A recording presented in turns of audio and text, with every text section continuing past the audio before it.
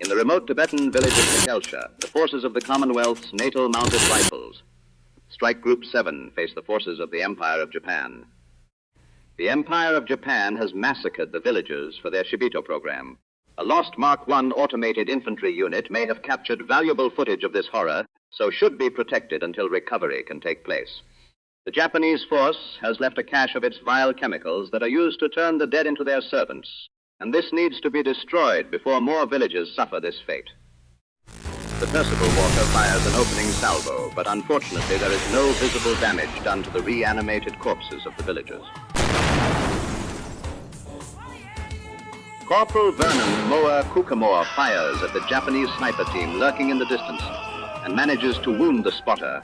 The automated Impi fire upon the corpses, but as with the Percival, no visible damage is done. Lieutenant Slela Shaka Mbata and Lieutenant Dirk Spokverbeek move to fire upon the reanimated villagers.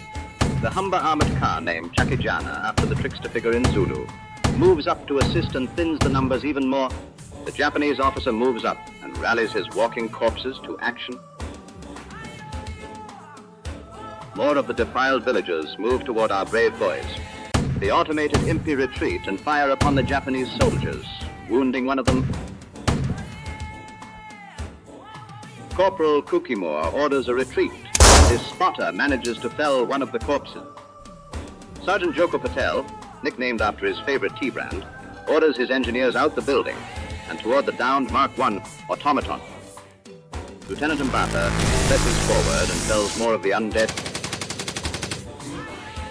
Disaster. The undead villagers have engaged our Mark II automaton forces. The fighting is sustained and brutal, but the Mark II automatons prevail. Impundulu, named after the Zulu lightning bird, moves up and fires upon the stealthy Japanese troops, felling half of them. A Japanese scorpion walker has appeared and forces Chakijana into retreat. It fires at Lieutenant Mbata, who holds steady. The Japanese sniper, with his uncompression rifle, fires upon the retreating Chakijana and manages to crush its engine and hurt some of the crew who abandon the vehicle. Sergeant Jock Scotty McCathany leads his engineers forward and engages the Scorpion Walker with the flamethrower, setting it on fire and forcing its crew to flee. Staff Sergeant John Snowy Smith and his Galahad soldiers fire upon the walking corpses from within the building. While this is happening, another Scorpion Walker attacks and fires upon the brave Galahad troops. The Galahad troops have nowhere to go and the Shibito attack. Staff Sergeant Smith was wounded before finding a hiding spot. He will have many days in the infirmary, but will make a full recovery. The Walking Dead attack, Sergeant McCathany's squad who flees, except the poor soldier who fell, who is torn apart by the monsters of the Empire of Japan. The Percival Walker Impundulu moves up toward the Japanese troops and manages to catch one underfoot. Unfortunately, the trooper managed to go incorporeal at the critical moment. This protects him from the foot and the subsequent discharging of the Tesla's weaponry.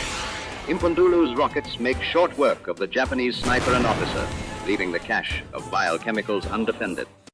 The Ghost Trooper then moves behind the Percival but fails to do any damage. As this happens, a third Scorpion attacks, but the automated systems of Impundulu mean the Walker is unharmed. Lieutenant Mbata continues his harassment of the monsters who attacked Sergeant McCathany's engineers. The undead being harassed by Lieutenant Mbata shamble ahead unconcerned by the damage done to their ranks. The other unit of reanimated villagers have now attacked the Mark II automatons. Sergeant Patel's squad fires upon the shamblers and thins their numbers. Lieutenant Mbata finishes off the Shibit squad, freeing the undead villagers from the evil servitude. Impundulu turns and fires upon the Scorpion and the Trooper. The Trooper once again goes incorporeal at the right moment and is unharmed. The Scorpion Walker scuttles away before the rocket fires. Isiku Madebu, a jackal walker named after a Zulu man-eating monster, has dropped down behind the Scorpion and sets it ablaze. Hazza! Unfortunately for Sergeant Patel's squad, the reanimated villagers have managed to finish off the Mark II automatons and attack. Sergeant Patel had to leave his favorite tea mug when he called for a retreat. Lieutenant Mbata and the jackal walker Takelsha, named after a Zulu folklore monster, move up to protect the stalled Mark I automaton. Isiku Madebu joins in the attacks on the trooper whose cunning with his incorporeal equipment is frustrating. The Jeep christened Ijuba Special with Lance Corporal Sifo Ijuba Moketsi rushes toward the chemicals used to reanimate the dead. Lance Corporal Moketsi exits the jeep and fires his Piat at the chemicals. Sikuma Denevu continuous flame attacks have forced the Japanese trooper into his shinobi space, and he flees the field of battle. I doubt this is the last we have seen of this particular trooper. Lieutenant Mbata is now forced to retreat as the undead swarm toward him, while Takelsha has to be scuttled by Lieutenant Call Robert Wilson as its legs have been crushed by the Scorpion Walker's cannon. The undead then destroy the Mark I automaton. The dust has settled, and unfortunately any film contained in the Mark I automaton has been lost. But because of the actions of Lance Corporal Moketsi, the ability to allow the Japanese to turn more villages into corpse soldiers has been curtailed.